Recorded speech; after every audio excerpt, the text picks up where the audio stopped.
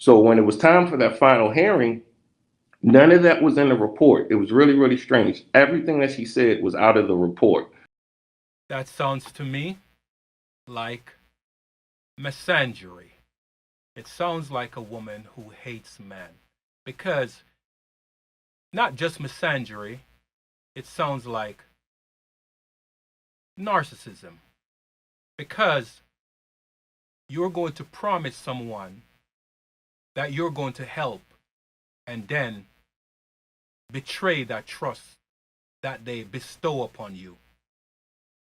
That is, it sounds as if she made him feel all warm in the heart and fuzzy that he's going to get help from her because she's experiencing what he's going through and she sees his plight.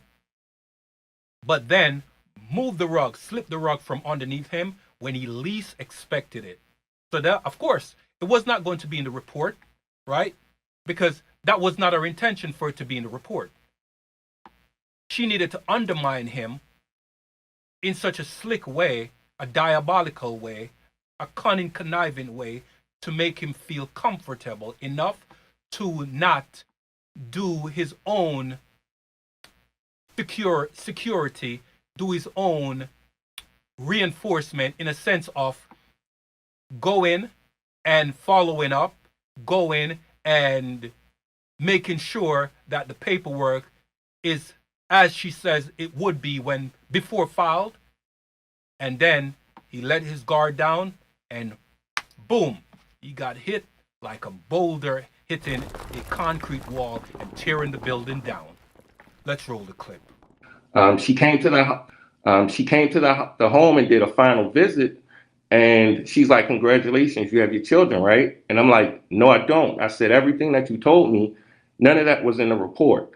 And she called my lawyer and told the lawyer she was going on vacation for 2 weeks. When she comes back from vacation, she would go along with us to get the restraining order. Well, that never happened. The woman just disappeared. I never heard from her again. 2 months later, another CPS worker contacted us and said, "Hey, she had to do an investigation." So she comes to the home. She talks to my sons. My sons tell her what happened, and she does. She's like, "Go get a restraining order," and she's going to start the investigation. Well, what happened next? Same thing again. Nothing was done. Um, I just don't understand what's going on in the court systems. Um, After that, I went and I got a guardian ad litem. I was advised by that attorney at that time. And the woman came to our home and she saw I had a Range Rover. And she's like, "How did you get this?" I said, "Well, there was a GoFundMe, for my vehicle being stolen." And she automatically said I was exploiting my children. Now, I was blessed. I've always been blessed. I've done well for myself. Um, and even before the Range Rover, and that was like a 2015, but before then I had a way more expensive car when I was working and everything else. So basically I cut back because it wasn't no longer about me, it was about my children. So I wanted to get a vehicle that, I could afford. Um, After then, she made me do temporary 50-50 custody. During the temporary 50-50 custody, the children's school, my son's school is telling me that the children are coming to school hungry when they're with their mother. They're wearing the same school clothes for 3 to 4 days. And I'm going to the guardian ad litem and I'm telling her everything that's going on. And she's just ignoring it. She's saying I'm making it up. My sons then start coming home saying, "Daddy, the man is watching them while they sleep. Daddy, we're seeing mom be abused." And I'm relaying this again to the guardian ad litem, and she tells me I'm making it up. So one day my sons come home and they're like, "Daddy, mommy was hurt really bad by, the boyfriend." Uh, Something told me just to case search him, and I saw that he was locked up. I didn't know why he was incarcerated. Well, no, I knew it was assault, but I didn't know who the assault was against. So then I called the guardian ad litem, and she called the mother, and the mother told it was just an argument, and a neighbor called the police. Well, she's told me that the children still had to go to the home, and for weeks, like I was terrified. Like I knew this guy, something was wrong with him. Like he's already abused my son. He hit my son in the face, And now my sons are having to go there, and then on top of it, now they're seeing their mother be abused. Um, it's just been so much. From that point on, I found I got the restraining. I mean, I got the police report, and the police report said that he really abused the mother. It went really into detail where he broke furniture with her head. Wait, wait. And the children, they're still with the mother? The children are still with the mother? Huh, crazy. The guardian, the guardian ad litem still, yes, it's in the police report. And the guardian ad litem tells me that there's nothing that she can do because they're no longer together. Even in the police report, it says that the older son was the one who broke the altercation up.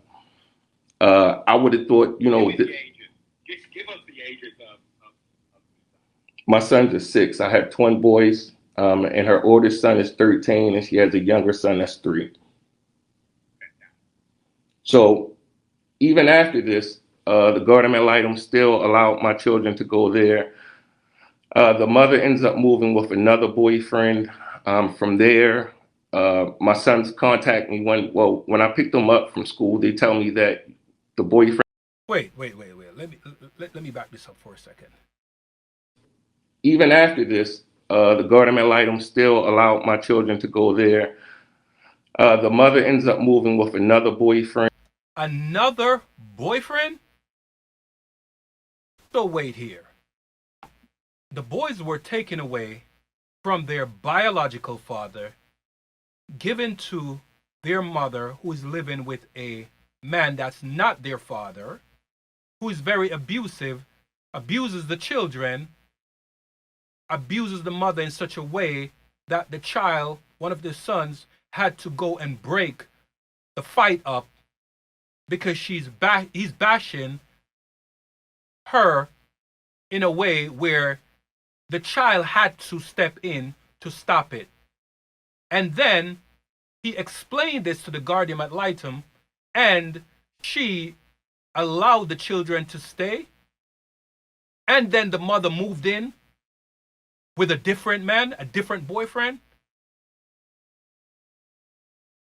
How crazy is this?